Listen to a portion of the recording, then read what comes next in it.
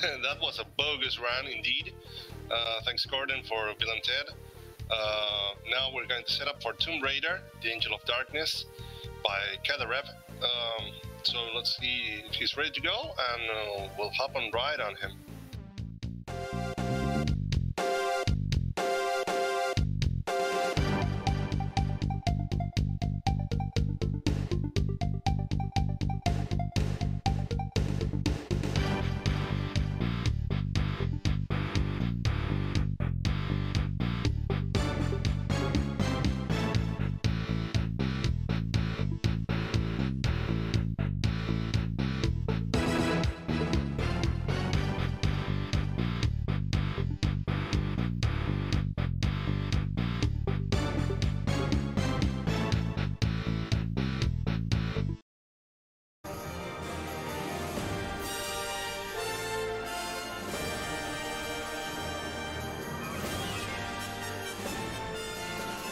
Okay, so apparently I'm live at some time? I don't know. Please tell me when I'm live. My crop is slightly off, that's bad.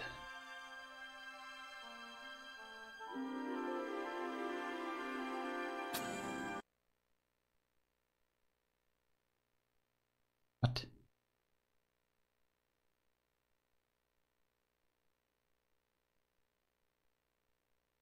Abort.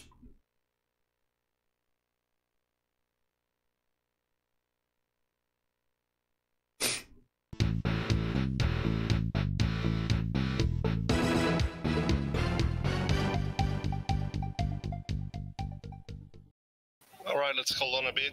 We're going to fix Cadarev's layout. We'll be back really soon.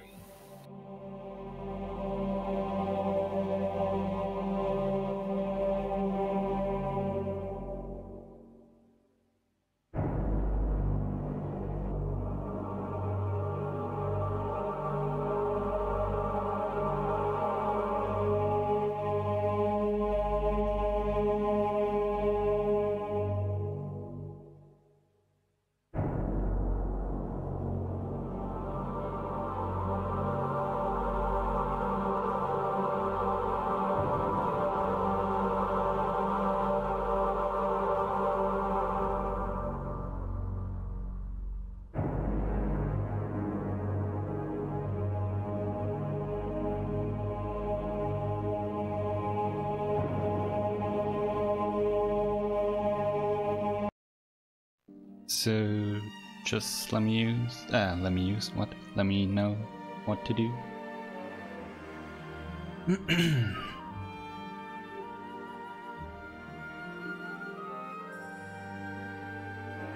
I'm live again, amazing.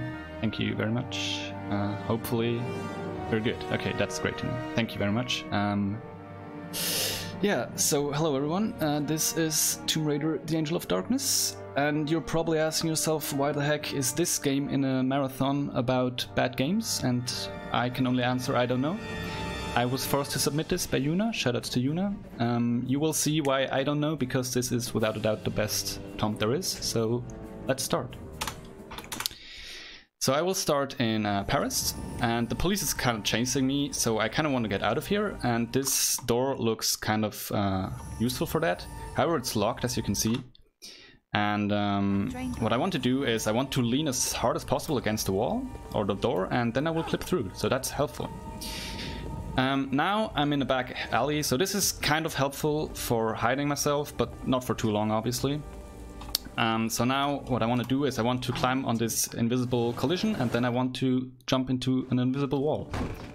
So now I'm inside a building. This is once again a step up when it comes to hiding, but then I want to use this elevator, so I just clip into it. So while I'm riding up, a bit of backstory. So this is the 6th part in the Tomb Raider franchise. Basically the first 5 are considered to be the classic one, then this was the first reboot. And it was supposed to be the first part in a trilogy. However, this game was in fact so good, they decided to scrap the trilogy altogether after this game. And also changed the development team and not release any Tomb Raider games for 3 years. So this is how you know this is in fact the best Tomb Raider game. Another part to knowing this is this conversation. So this game has some RPG elements where you can give answers. So this conversation is about my mentor, who is indeed... I'm afraid Werner is dead. Dead? Thank you. Can I get you anything? So I can give her rude answers, or I can give her nice answers. It's all a bit vague. I'm only supposed to give a maximum of one bad answer. If I give more, then she will not give me the notebook I need to escape. I can still pick it up in the kitchen, but that would be slower. So I actually want to give her the nice answers. I can, as I said, give one rude answer. I will use that to save as much time as possible later on in the conversation. But since this is definitely plot critical, I will actually try to not talk over this. Also, please enjoy this amazing voice acting. Werner approached me at my department at the Louvre. Were you able to help him? Also, Lara is really good at answering here, because when she's asked if she killed him, then she answers with things like, I can't remember, or I don't know. Is running around Paris. So, yeah, definitely how you should act. Left a package here. I was to give it to you if anything happened to him. Do you know what it is? Also, you might be asking yourself why this is in English. First of all, I was asked to play this in English. Second of all, English is actually the fastest for any percent. That's all I can recall. For glitchless, and yes, this is not a joke, there is a glitchless category indeed. It's actually Japanese. I can't remember. Which is kind of useless for this category because of missing glitches. Talk to the police. Mademoiselle, I was a good friend of Werner's. So now there will be the last option. Here I will give her the root answer, and then we're done. Do you have the notebook? And what you will see, maybe shortly, is an Alt F4 screen. So whenever there is a cutscene starting, we can actually use Alt F4 to cancel out of it, because the game will forget there was a cutscene. I never killed Werner. I think you better leave, Miss Croft. Okay, good. So there you have your Alt F4 screen, and bye. Okay. So next morning, Lara awakens in an abandoned Parisian train car, and she exits it by jumping into the wall. So now she's on the Parisian streets. And since we're in Paris, we obviously want a souvenir, so I'm going into a shop. Because I've heard the wall there is really cool and has some interesting mechanics. So what you see with jumping into the wall thing is what we call a trigger bug. Basically what can happen in this XE we're using is the coordinate calculation is messed up. Also, actually I need to focus for this next level, so just a sec. Here we go. Okay, did it. Amazing level, I know. Anyway, so the calculation for that XE is kind of messed up. So whenever you jump into things, Lara's meshes kind of stretch across the entire map, and you can hit all kinds of triggers. I don't know what that Alt F4 was for, but sure. Here, now I'm in the Louvre. If you've been to the Louvre, you definitely recognize this, I'm sure. And in the Louvre, if you want to bypass all the tourists, especially at night, you can kind of, go out of bounds. That's helpful. I'm bypassing this laser room because it will be slow to do it, but more importantly, actually past this room, all the, or most of the triggers and textures will be disabled. This is very helpful. Only downside, obviously, is I can't really see where I'm going. I mean, kind of. There are some textures left over, as you can see here, this door, for example, but basically what I'm doing next is I'm going down a staircase, as you can clearly see here. And this is a bit difficult when you can't see where the staircase is, or in fact where anything is. Luckily there is another door here, so I know I'm at the bottom now. Now I just need to go to the right here, and now I will enter the next level. This is the archaeological dig, because we know below the Louvre there is a big archaeological dig of ancient temples and monsters and stuff. So once again, this will be rather complex and movement-centric. Bye. So that was that level. Now, actually, I've basically done everything I could in the Louvre, so it's time to leave. This was now the staircase that I went down previously, except that this time you can see where I'm going. On bouge plus. Also, I don't know French, so I'll ignore their request for me to stop. Bye. Also, I kind of want to leave the Louvre. Thank you. So, now I'm in my former mentor's, well, former because he's dead, mentor's apartment. There is a boss I need to fight here, and basically first I need to work out. My legs feel stronger. Good. Now I can sprint because that makes sense. So there are some basically power-up systems in this game. You can gain power-ups for your legs and power-ups for your arms. That's the only one we really get actively. The rest we kind of get as a byproduct from trigger bugs by jumping into walls, because that makes sense. And luckily that one also gives us the sprint capability, which is nice. Here I'm picking up this gun. There's actually a different route which is slightly faster for RTA, like this marathon. But the gun we're using in that route is like less reliable, I'd say. So I'm using this gun, which you will hopefully see shortly, is pretty nice for this boss battle. So this boss, you're supposed to basically chase all around this house and get past his traps here. However, I skipped straight to the final stage.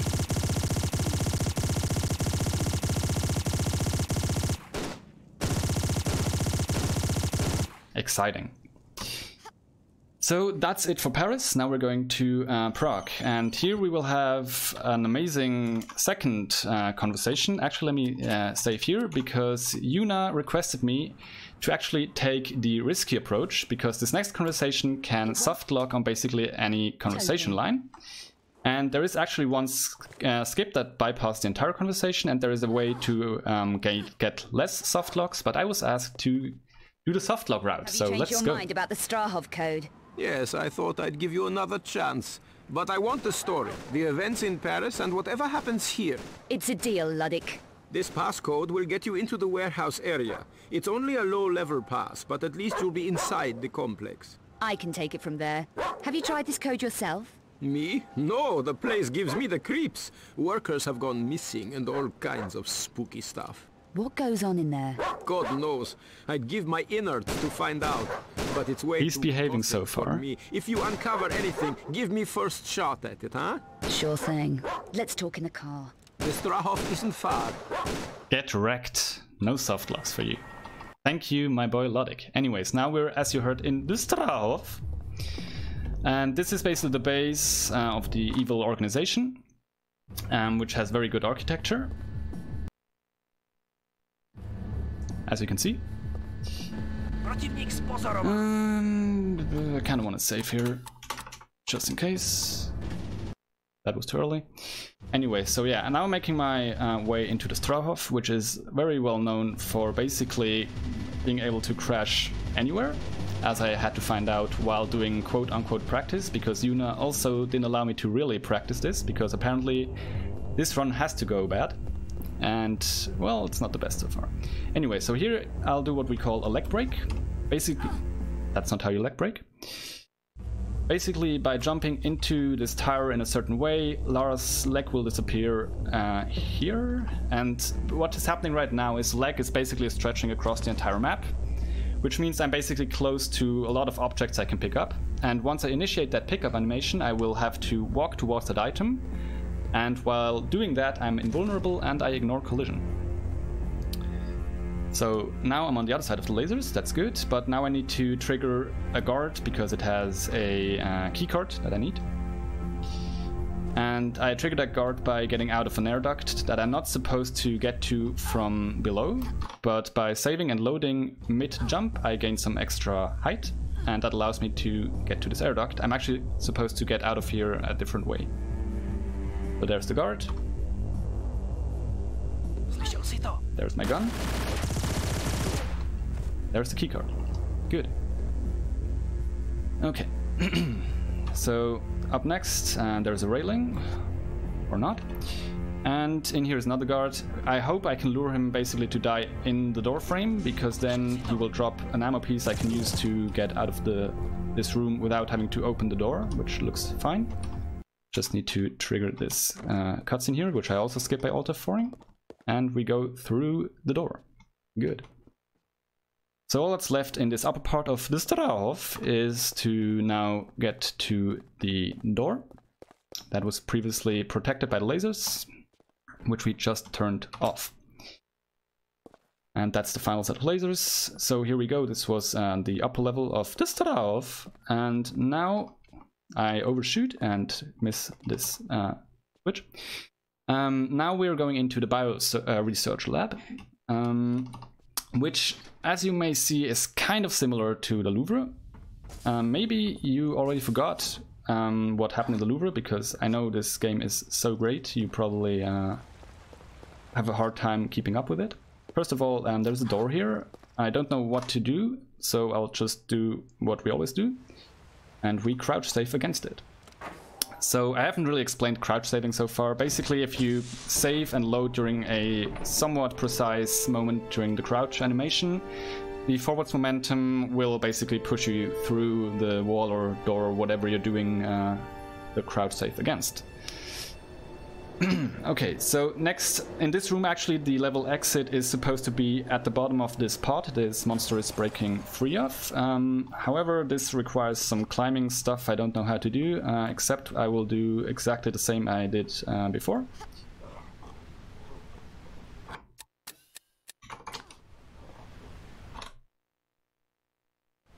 And fail it, good. Let's try again. That's better. So since this is Angel of Darkness, I'm legally obliged to perform most of the tricks in complete darkness. This is helping me a lot with that. Luckily here there are some more textures that help me, you know, keep my orientation. Okay, why did I do the standing jump? I don't know. This game is doing weird things to me. Okay, so now I need to get on top of this clearly visible pipe to my right. I will do that by once again doing what we call moon jumps. This is saving and loading mid-jump to gain some extra distance. Now I'm on top of the pipe. And now I'm sliding off the pipe. And now I'm making my way across. So I know what you're probably thinking. Okay, we've seen quite a lot of, you know, weird glitchy stuff with Lara. This is getting kind of boring, especially if it's like in the darkness all the time. And I agree, which is why now we will do exactly that, but not with Lara, but with Curtis. So this is Curtis. And Curtis basically can clip through floors. However, generally he is a lot, well, less capable than Lara. He cannot swan dive, he cannot sprint, and his part is a lot more focused on combat, or so it was intended, I guess. What they did not think about is that apparently Curtis is really good at crouching, because this is how he crouches. So with Lara you actually have to save and quick load during crouches to get anything useful out of it. With Curtis you just crouch and then you win. So up next I will once again do a leg break. You will not be able to see all that much. However, this door I'm not using to load anything, I'm just doing this so I'm always in the same position. Here is the leg break. And next up, I will once again pick up an item that is like a few rooms ahead. Here you could technically see that I'm going through a collision. There I got invincible. The camera is behaving a bit weirdly. But yeah, I'm going through a lot of walls here. And this is the item I want to pick up. Next, I need to trigger a cutscene before I can hit the level end. Good. So the cutscene is in this air duct, you can clearly see. And now I just need to do a somewhat precise set of movement thingies to hit the level end trigger thingy. Good. So that was the first part of Curtis's segment, the sanitarium. The second part, MCA, Maximum Containment Area, is actually what they intended it to be. It's a lot more combat oriented, at least the boss battle is. You can be a judge yourself with regards of how well they did the combat section, but before we get there I need to do some more ordinary stuff like opening doors and crouching through doors. But basically, if I had not skipped all the cutscenes so far, we would have learned by now that what we're basically searching and fighting against is the Proto, which is kind of an experiment that like produced like this kind of beast that is now has gone loose and is attacking all the poor scientists that are totally not working on global domination. So we're actually, you know, kind of in a pickle here, and this will be a rather dramatic and intense boss fight. Now, if you remember the cleaner, the thing in the house, the guy that we shot with our gun, that was obviously not very good of a boss fight, but this will be, trust me. So here we go. So this is the fearsome beast that we really have to take care of. As you can see, my life is in constant danger if you look at my HP bar. And it's also a very, complex fight where you have to do a lot of, quick reflexes and a lot of decision making. So basically here, the thing that you really have to fight against is RNG. There are 4 phases to the proto, they're all the same. You shoot it, once it's on the floor, then it falls over, you wait until it recovers, and then you shoot it some more and it retreats back into the air duct. It can spawn in 3 locations. 2 are coming from this bridge, these are slow spawns, and there is one right next to the machine it goes up into. That would be a fast spawn, but as you saw there, this was not a fast spawn. So now, as I said, first it crashes down, now we have to wait until it recovers, we can shoot it some more, and then it retreats again. So this is the second phase out of 4. So the spawning locations, those are RNG. But that's not really the biggest thing. The biggest thing is in the 4th and final phase. Sometimes we don't know why and we don't know how to do this, but sometimes the proto will not get up for a second time, meaning the fight ends early. Which is great, except for when you're doing attempts, and it only happens once in, like, I don't know how many 100 runs. So that was, by the way, a fast spawn. It came down this air duct next to the machine. This actually is faster than having to wait for it to slowly go across the bridge and drop down from there. So that was the 3rd phase, and this will bring this climactic fight, as you can also hear by the amazing music that is playing, to an end. Okay, another fast spawn. Now let's see if we can also get a fast final phase. From the feeling of it, probably not.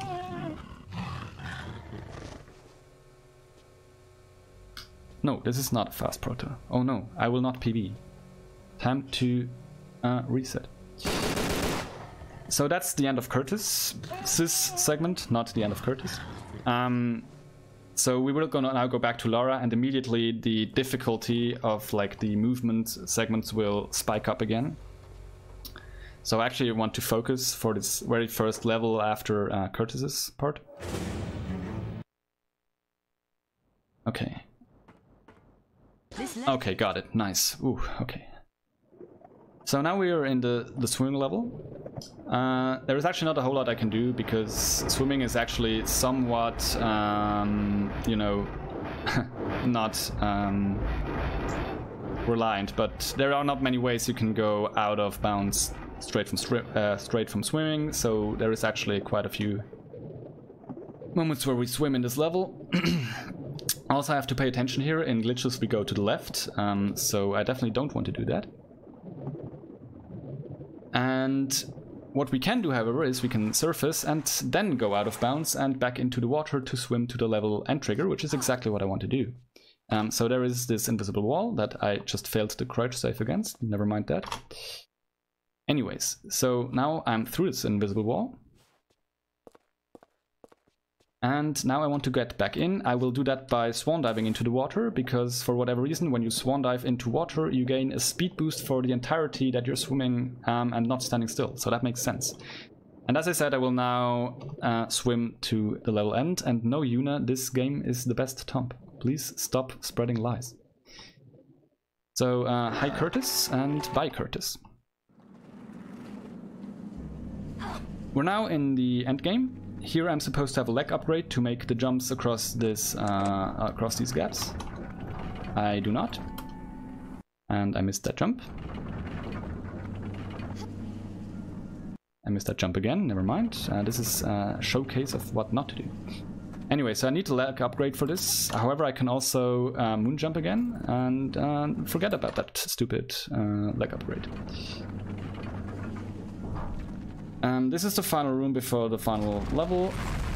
First I need to get back to the center, which we do with this very complex jumping puzzle. Good. And then there's actually a trap up ahead at the top of the staircase. I need to skip it. Amazingly, I skipped it. Good. This cutscene I cannot skip or do anything in, like you actually have to wait for this to finish. But past this door is actually already the final level.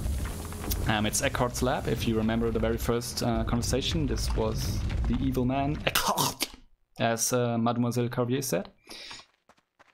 And yeah, this is his lab. And there is one more set of traps. Then there is a closed gate here. If you remember the elevator from the start, this should look familiar.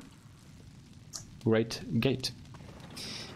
And now we're making our way to the final boss. And this is actually an exciting boss battle, so I actually need to focus. So yeah, I hope the battle speaks for itself. And yeah, let's see how it goes. I will save before also. Oops, I alt F4.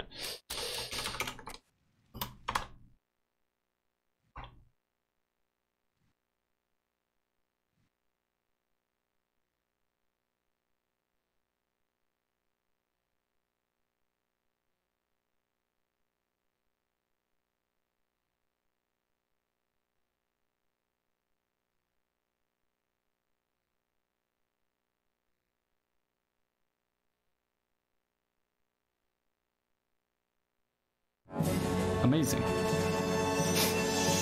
So technically there would be the level end and I would split, but let's just watch this amazing cutscene. As you can see, they just put the level end trigger at the top of the room and we can jump into it.